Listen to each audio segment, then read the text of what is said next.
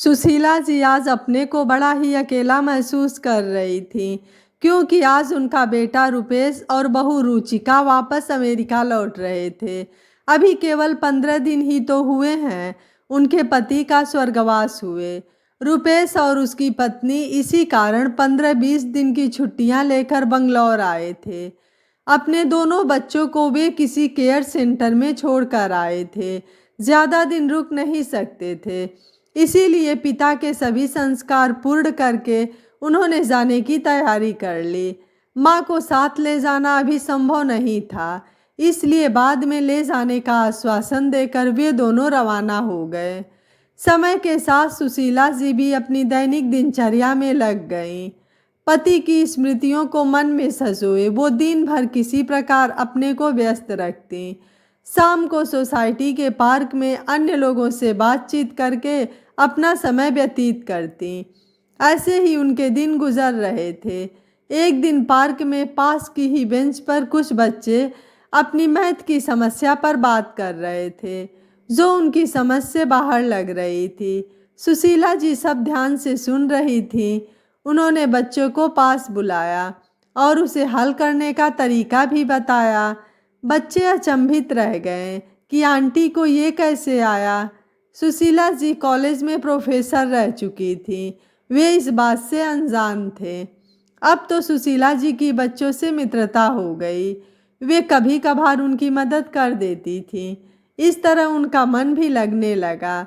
2-3 बच्चों के माता पिता ने उनसे अपने बच्चों को नियमित पढ़ाने की बात कही, तो उन्होंने स्वीकार कर लिया। अब उनका समय भी ठीक से गुजर जाता।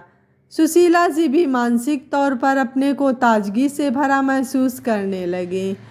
अपने बेटे से भी उनकी बातें फ़ोन पर होती रहती थीं। फिर एक दिन बेटे रुपेश ने उनको बताया कि वह उन्हें अमेरिका ले जाने के लिए आ रहा है, वो अपनी आवश्यक तैयारी कर लें। उन्होंने मना भी किया कि वो यहाँ ठीक हैं, अमेरिका में उनका मन नहीं लगेगा, पर वह नहीं माना। आज सुशीला जी भी अपना घर बंद कर बेटे के साथ जाने पर विवश थीं। सोसाइटी के कुछ लोग और ये बच्चे बहुत उदास हो गए, पर क्या कर सकते थे। सबने भारी मन से सुशीला जी को विदा किया। अमेरिका पहुंचने पर कुछ दिन तो सुशीला जी के बहुत अच्छे गुजरे।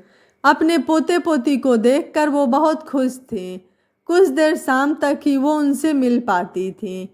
दिन भर तो उनको वहाँ भी अकेले ही रहना पड़ता था।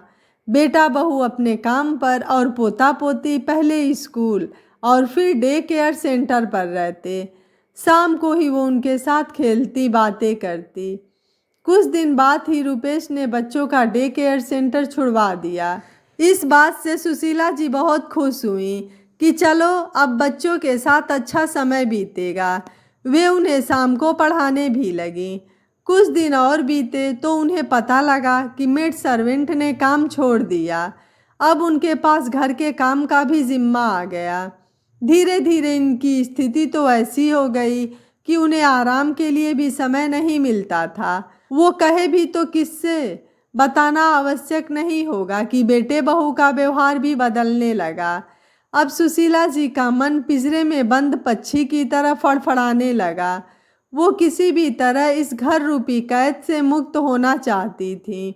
बस बच्चों के साथ ही वो थोड़ा खुश हो लेती, बाकी तो उनका समय शाम को बहू की फटकार से ही निकलता।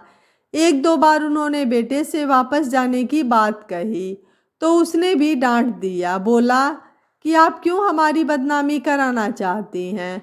लोग कहेंगे कि बेटे से माँ को भी नहीं रखा जाता, और हमारी समस्या भी समझो, यहाँ सर्वेंट आसानी से नहीं मिलते, आप हो तो सब काम हो जाता है। सुशीला जी तो सकते में आ गईं। वो अपने बेटे का मुंह देखती रह गईं। क्या ये वही रुपेश है जिसे पढ़ा लिखा कर इस योग्य बनाया, और आजमा उसकी नज़र में क्या है। सुशीला जी पढ़ी लिखी महिला थी। वो अपने को ऐसी स्थिति में रखकर जीवन गुजारना नहीं चाहती थी। वो इस तरह पिंजरे के पंछी की तरह अपने को नहीं रख सकती थी। उस रात उन्हें नींद नहीं आई। सारी रात कसम में गुजरी कि उन्हें क्या करना चाहिए।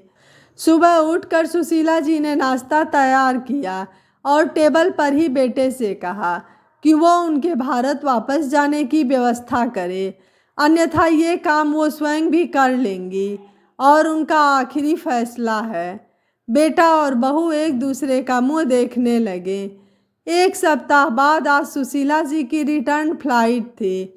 पिंजरे का पंछी अपनी स्वच्छंद खुले आसमान में उड़ान भरने की तैयारी में था, पिंजरे से आज़ाद। दोस्तों, बच्चे अपने माँ बाप की खुशियाँ समझे बगैर उनके ऊपर अपने फैसले थोप देते हैं। सुशीला जी के बेटे बहू को एक माँ की नहीं, शायद एक नौकरानी की ज़रूरत थी। सुशीला जी ने सही समय पर यह कदम उठाकर बहुत अच्छा किया। आपको सुशीला जी का फैसला कैसा लगा, आप मुझे अपनी राय कमेंट बॉक्स में ज़रूर दीजिएगा। वीडियो पसंद आया है तो वीडियो को लाइक शेयर एंड चैनल को सब्सक्राइब कर लीजिएगा। Thank you for watching. मिलते हैं अगली कहानी में।